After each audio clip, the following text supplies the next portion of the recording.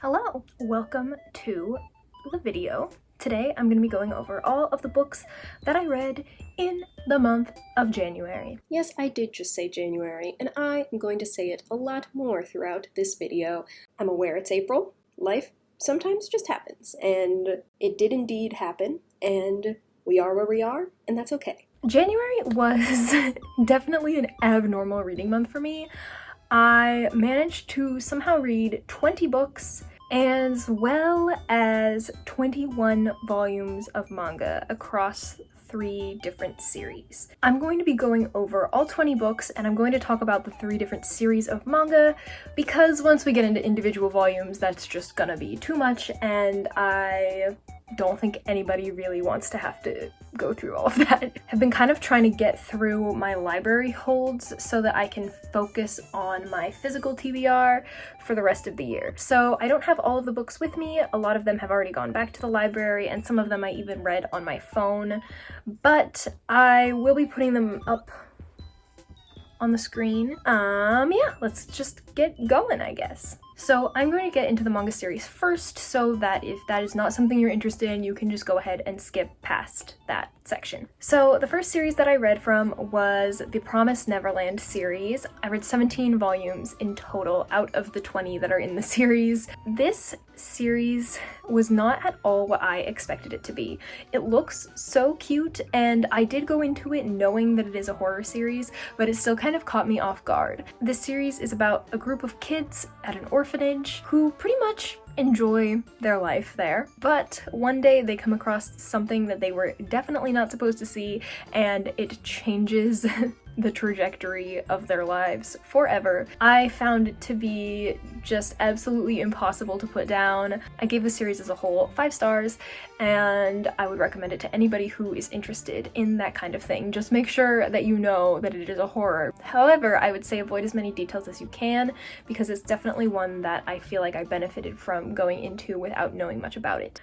I also read volumes 2, 3, and 4 of the Spy Family series. This one is super popular right now. It's the series about a man who is a spy. He has to go undercover with a fake family as part of one of his missions. The only thing is that his fake family does not know that he's a spy, except for the little girl, Anya, who he adopts, who happens to be a telepath, as well as the fact that the woman he marries, who's supposed to be his fake wife, is also an assassin.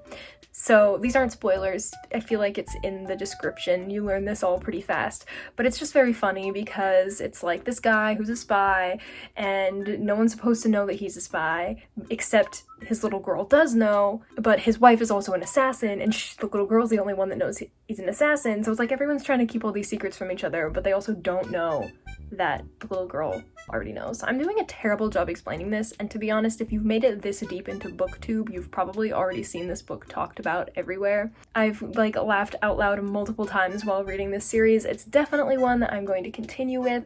I honestly think that anyone could get enjoyment out of this. It's just super fun and cute. And lastly, I read volume 9 of the Girl from the Other Side manga series. This series is absolutely just stunning. It is a little creepy at times. I think that it's a perfect spooky season read, but I've been sort of just picking them up here and there throughout the last year or so. It basically follows this man and this little girl who he has sort of adopted / is protecting. He is a beast, sort of, who has been cursed by this curse that he's also trying to protect the little girl from. There's a lot that goes on, and more is revealed as it gets into the story. Volume 9 in particular was very lore heavy, and honestly I like those ones, but there's also a lot of just very sweet moments between the little girl and the man who she calls teacher. I don't know what that sound is. Okay, whatever, continuing. Hopefully it's not picking up. What the Anyways, yes, the series is simultaneously just really wholesome and also heartbreaking. The art is beautiful. I feel like I haven't heard a lot of people talking about it, but I think that it is a good one. Next up is one of the books that I actually do have, The Winteringham Mystery by Anthony Berkeley. This book really caught me by surprise. I don't know why I was expecting it to be a lot drier or more difficult to get into, but I actually found this book to be super charming and funny and just a really nice, quick read. It was originally published in a newspaper in parts, I think in like the late 1920s. People who read the newspaper were encouraged to write in and try to solve the mystery. On the back it says that Agatha Christie wrote in and was unable to solve it. This would be such a good book for people who do those trying to solve Agatha Christie mystery videos. I think that this would be absolutely perfect for one of those. I can't do that because I already know what happened. But I think that this would be so fun for somebody to try to solve, especially since that's what it was originally meant to be. But basically, this follows our main character, Stephen. I don't know exactly, I believe he's like an ex-army officer guy who ends up taking a job as a footman at this fancy rich lady's house because he's just kind of trying to make ends meet. The least you know about this one going in, the better. So I'm not going to give a full synopsis, but this was really just such a fun read. The writing style and the humor reminded me just a little bit of The Importance of Being Earnest by Oscar Wilde. There was a little bit of a romance as well that was super cute, and the women were written like actual people, which I feel like, you know, the bar is like on the floor, but was nice, especially from a book written by a man in the 1920s or 30s. So yeah, I can't think of enough nice things to say about this book. It was just really a good time, and I'm surprised more people aren't talking about it. After that, I read 2 books from the Worst Witch series by Jill Murphy. The 2 books that I read this past month were The Worst Witch to the Rescue and The Worst Witch and the Wishing Star, which is kind of a tongue twister. This is a series that I read when I was a kid. Before reading Harry Potter made me want to go to a school for magic, it was this series that made me feel that way. It's just a sweet middle grade series about this girl named Mildred who goes to witch school, and she has a little bit of a difficult time. Each book has that kind of episodic, like, kids story kind of feel that is very nostalgic, and it's so fun to see what sort of hijinks Mildred gets up to throughout each book. The plot is pretty formulaic in terms of like the climax and the resolution. It's still really fun, and I find them sort of comforting and nostalgic to read. The Wishing Star, I think, was my favorite out of the ones that I've read. I do think that the series gets better as it goes on. However, I would still suggest the first book as the place to start. I think that reading them in chronological order, if you were going to, does sort of help as the characters develop. It makes it more enjoyable to read. After that, I read This Book is Anti-Racist by Tiffany Jewell.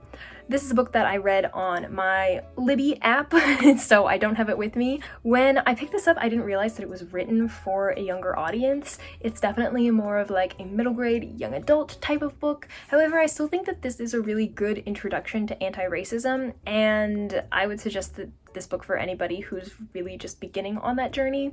Next up, I read Time is a Mother by Ocean Vuong. This is Ocean Vuong's second poetry collection, and it is the second book that I've read by him. I still need to read On Earth We're Briefly Gorgeous. I am not a big brain poetry person. I feel like a lot of the time when I'm reading poetry, it kind of goes into my brain and then immediately exits my brain, and I wish that I was not so much like that. But I know that that is kind of a muscle that you have to work before you like really get used to it. So I understand that maybe this is not like one of the best places for me to start with poetry. However, I did read Night Sky with Exit Wounds by Ocean Vuong last year, and I really liked that one a lot. I felt it was a little more accessible to read than this one. However, there were still a lot of beautiful moments in this one. I feel like even though I did really enjoy it, didn't appreciate it to its fullest extent. So I'm not gonna give this one a rating, but I absolutely enjoyed it, and I'm looking forward to reading more from this author. After that, I read A House at the Bottom of a Lake by Josh Malerman. This is a short horror novella about these 2 teenagers who, on their first date, they discover a house at the bottom of a lake, which, you know, makes sense. And the whole plot of the story is sort of them exploring this house and also falling in love with each other. Okay, it's not that I didn't enjoy this book, because I actually really did. I was thoroughly unsettled while reading this. I know that a lot of people have said that they didn't find it scary, but for me, stuff lurking beneath the water is really one of my very specific fears, so I did find this one disturbing. I still am not sure what entirely happened in that book, but I enjoyed the ride. But yeah, I had to like listen to Animal Crossing music while reading this because I was getting just completely spooked. If you are not a fan of the ambiguous ending sort of trope in books, you probably won't like this one that much. If you're kind of able to set that aside and just accept it, then it's a good read. After that, I read In Real Life by Cory Doctorow and illustrated by Jen Wang. First of all, I love the illustrations in this one. I think that that is so cute. I love the color palette, and the story as a whole was really good also. It follows this girl who joins an online gaming community. She kind of gets involved in like a conversation about like ethics and morals as it relates to like the world of the game and real life. I don't think I'm doing it justice. For being a young adult book, I feel like it really did a good job tackling the topics that it tried to tackle. It was great. I gave it 4 stars. Okay, after that I read Daisy Darker by Alice Feeney. This was my first time reading Alice Feeney. I have come to understand since finishing this book that not everyone has the highest opinion of her writing. Maybe it isn't a literary masterpiece, but to be honest, I don't think it needs to be. This is just a fun And Then There Were None retelling about a family who all hate each other, who go to their grandma's house on a lake on her 80th birthday because she's going to be reading her will and she wants them all to be there. So they all go despite their differences, and because the tide goes out when they're on this island, they all get stuck there, and then people start dying one by one, and it's like this mystery and they're trying to figure out what's happening. It's told in a non-linear way with like flashbacks and also present day, and I think that's part of the problem that some people had with it. I think some people also had issues with the way the main character was written, though I will say that once you finish the book, I think that a lot of those things make more sense. At least for me, I found myself kind of getting annoyed with the writing style until I actually finished the book, and then I was like, oh, I actually kind of understand why she wrote it this way. That being said, I feel like I'm just kind of pointing out reasons to not like this book when in reality I gave this one 5 stars. I would be the first to say that I don't think I have a phenomenal taste in thrillers by any means, or any books, to be honest. Whether or not you could argue that the writing in this book is more of like a 3-star, I had a 5-star experience reading it. It's just not what I was expecting. I had so much fun with it. I recommend it. I think it is a fun time. Next, I read The Little House by Virginia Lee Burton. You'll probably recognize the cover from your childhood. I feel like this is one of those super mega popular children's picture books. I read this because it was available on Libby and I was feeling nostalgic. It was good. I liked it. It almost made me tear up, and we're gonna move on. So next, I read Upgrade by Blake Crouch. I am gonna admit that I did not have the most fun reading this book. I really enjoyed the first, like, third, and then from that point on, I just was struggling to want to keep reading. I almost DNF'd this, but I wound up just skimming the last couple chapters because I had made it so far and I was like, at this point I might as well just find out what happens. But I feel like we didn't get enough backstory to really care about the characters, which is something that I really need in a book. Even if the character is not like a good person, I need to at least like want to know what happens to them next, you know? I'm not saying that I have to like be in love with a character to enjoy the story. I just need to know like anything about them. And I feel like I did not get that with this book. I just thought it was repetitive, kind of boring. I don't know. I just didn't get enough details to like care about the characters. I honestly, after finishing this, don't think I can even tell you what it's about because I don't even know. All that being said, I'm still interested in picking up other books from this author. I know that Dark Matter, I think, is one by him that seems to get a lot better reviews. A lot of people seem to like it, so I'm not opposed to picking that one up in the future. I just really did not enjoy my time with Upgrade. I gave it 2 stars. And then, after that, I read Mr. Putter and Tabby Bake the Cake by Cynthia Rylant and illustrated by Arthur Howard. I bought this book because I wanted to get over the free shipping threshold on thrift books, and I was just a couple dollars off. I saw this book, which is one I loved when I was a kid, and I added it to my cart. This was a pure nostalgia read for me. As predicted, I still enjoyed it. I love the illustrations. I think that if you have a kid or know a kid and they haven't read Mr. Putter and Tabby Bake the Cake, especially if they're sort of still in that early chapter books phase of learning to read, these ones are so good. There is a whole series. I love all of them. 5 stars, obviously. Next, I read Bliss Montage by Ling Ma. When I first picked this up and put it on my library holds, I didn't realize that it was a short story collection.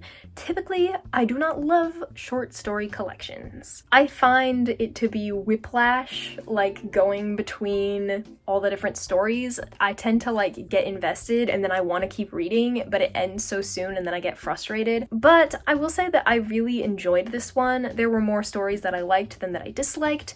To get my rating, I sort of averaged out the star ratings I gave for each individual story, and I wound up giving it like a 3.5 or 4 star, which is pretty good when it comes to short story collections in my eyes. My favorite stories were Returning and Office Hours, and I'm definitely interested in picking up more from Ling Ma, especially something that is not a short story, because, you know, I thought this one wouldn't be for me, but maybe it was for me, so that's kind of cool. And then after that, I read Mooncakes by Wendy Xu and Suzanne Walker. It's a super cute graphic novel about a witch and a non-binary werewolf. I think they were childhood friends, but then they meet up together as adults and solve this little mystery. It's paranormal and cute and very cozy. I love the color palette in this one. I'm trying not to show spoilers. I don't think there are any, but I just love the art. I think it was so cute. For me, the story could have been just a little bit more complex, honestly, or even just longer. I felt like I didn't get everything that I wanted from the story, but the art was more than enough to make up for it. I really hope that this becomes a series. Like, I would absolutely love a second volume of this. I think that that would like perfect my experience with it because I just wanted more, and I wound up giving this one 4.5 stars. Okay, after that I read Letters to a Young Poet by Rainer Maria Rilke. I have seen Rilke's works mentioned so many times across BookTube. In January, I decided that I wanted to read some Rilke for myself. So I wound up picking up Letters to a Young Poet. I really liked it. Definitely enjoyed the little nuggets of wisdom sprinkled throughout. I really want to get my own copy so that I can sort of annotate it. With books like that, for me, I really get the full experience once I can kind of bookmark pages and dog ear and underline and take away everything that I want to take away from it. Since it was a library copy. Obviously, I didn't do that. I wound up giving it 4 stars. I think I could probably have the potential to give it more than that in the future once I can give it another once over. And then I read Resistance and Hope, Essays by Disabled People, edited by Alice Wong. This essay collection is entirely written by a group of diverse disabled people and covers resistance, hope, self-care, disability justice, and disability rights. And I think that it should be required reading. For the beginning of the month of January, I read one of these essays every single day to kind of break it up, and I really enjoyed that experience. I honestly can't recommend this enough if you want to read some nonfiction. I read this one on Libby. It's currently only available in ebook format, and I would really love for them to someday make physical copies available because this is definitely one that I want to underline and annotate and have on my shelf. Definitely, if you consider yourself a feminist, read that book. All in all, it was just really nice to read a book that was actually written by the group of people that it was talking about, because sometimes that's not how it is, and it's how it should be. Another one that I physically own The God of Small Things by Arundhati Roy. You can see all of the tabs from all of the quotes that I have in there. This book follows two twins in India as they reunite after spending years apart. It follows them in two timelines, one which is the present day, where they're meeting up again, and the other one is them in their past, living through this summer of their childhood and experiencing all of the things that happened during that summer that changed their lives, basically. And some of them are traumatizing. So I would definitely suggest looking up the trigger warnings for this one before you decide to read it. I think that this book was definitely a challenge for me. I read it for a book club, and I'm really glad that I did because it was nice to discuss it with everybody. I found the writing to be absolutely beautiful. I had a little bit of a harder time connecting with the plot just because I found the jumps between time kind of hard to follow, but I found the writing overall to be super, super beautiful. I absolutely loved the childhood perspectives, and I think that the way this author writes from like the children's perspectives was just so accurate to how children actually think. It felt very nostalgic. The way that she would kind of make the words her own, it felt realistic to how children think, and I appreciate that. Still stand by the fact that this book was a challenge to read, and I still think that you should check trigger warnings before jumping into it. I don't think this one's gonna be for everyone, but after sitting on it, once I finished reading it, I can solidly say that I did enjoy this one. Next up is The Invention of Hugo Cabre by Brian Selznick. This is one of the books that was on my TBR list for books that I needed to finish by the end of this year. And I'm happy to say that I already have checked one off the list.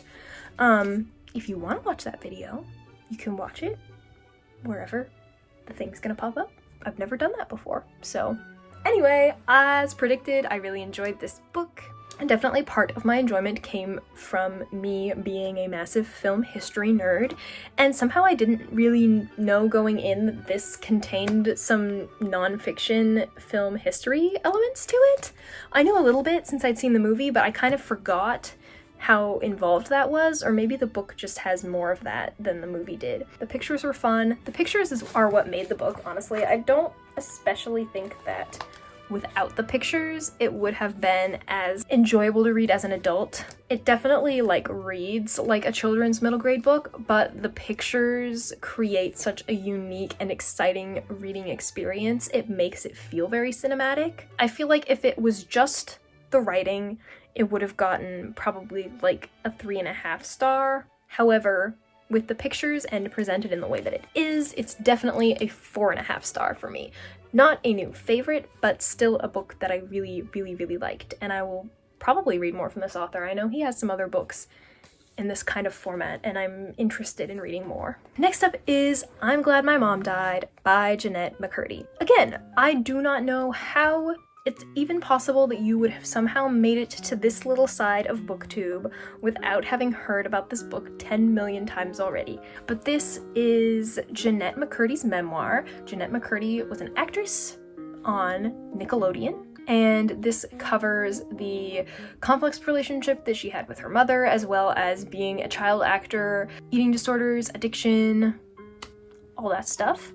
So once again, please check the trigger warnings. I feel like this book is super, super popular right now. I haven't heard as many people saying to check the trigger warnings as I feel like maybe you should be, because there's a lot going on in here, especially in the later half of the book, I would say.